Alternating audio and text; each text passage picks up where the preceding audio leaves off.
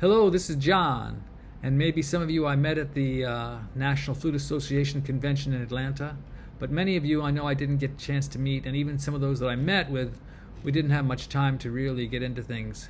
It was actually pretty noisy in the display hall anyway.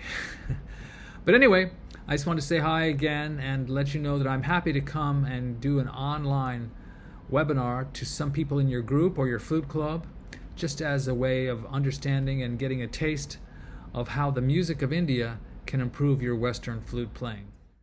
Expand your unique voice on the flute with the music of India. India is really one of the great world music cultures.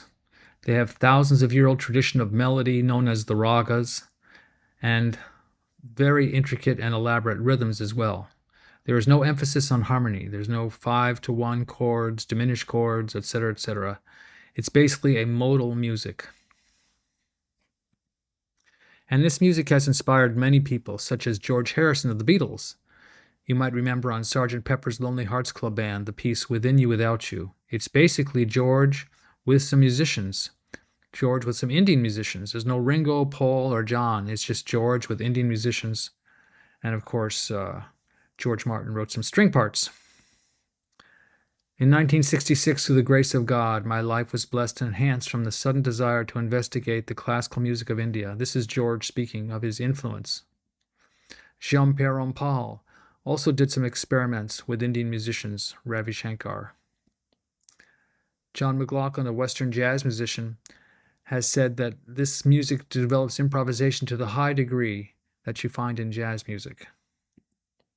John Coltrane also interacted with Ravi Shankar, and you can hear that some of the influences on some of his major recordings, such as The Love Supreme. Paul Horn is known for integrating world music with his Western, jazz, and conservatory training. Classical composers such as Claude Debussy and Alma Havannes have reached out to India and other world music influences. I, in my own life, have been very fortunate to meet the great Bansuri maestro Hari Prasad Chaurasia, and I've been associated with studying with him for over 3 decades. So we can cover how Indian ragas can greatly expand your melodic sense and rhythmic aspect. And it unlocks a new depth in your flute playing, because this is actually music that was from the same tradition that gave us yoga. So this really affects your nervous system in a very meditative and spiritual way. But you need to know certain ways of practicing. When I first heard this music, I said, how can anybody do that? But then I realized there's a certain way of practicing, and you too can gain a lot of depth from this music. So this is really for anybody who wants to grow into world music. This music of India is a fantastic place. So we can help people get familiar with Indian music concepts of melody and rhythm, show you different ways of practicing, and even give you some specific tunes you can start practicing, and how this music can strengthen you as in your Western flute playing. Because the world is changing, and now more than ever it's important to be competitive to know world music in order to be able to be flexible in almost any musical situation. I've been fortunate. I traveled the world with music. I started in 9th grade playing flute. I was into jazz, and simultaneously I was learning Bach, Mozart, and even ventured into the avant-garde. But I was always drawn to learning more about different types of music, and Indian music, I found, had so much to offer. In fact, my high school library had one Indian music record, Ravi Shankar, live at the Monterey Pop Festival in 1967. This is an incredible recording and really changed my life. But I could not get it. I couldn't figure out how they could do that. Even though I knew a lot of different scales, I didn't understand how this related to making a raga.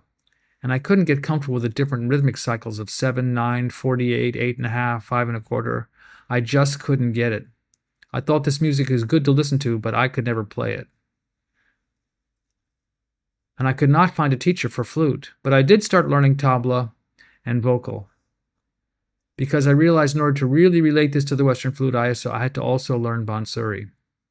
So I went to India for 2 years. I met Hari Prasad Chaurasia. Then I attended the Rotterdam Conservatorium for 12 years and obtained 2 degrees in world music with Hari Prasad Chaurasia. In fact, the Billboard magazine said the Bansuri flute is one of the most sensual and serene instruments from India. Only a couple people have mastered its intricacy.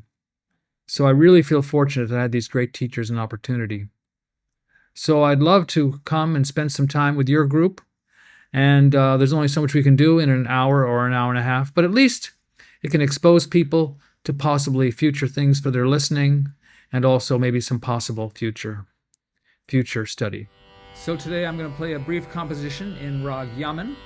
Rag Yaman uses the notes of the Lydian mode.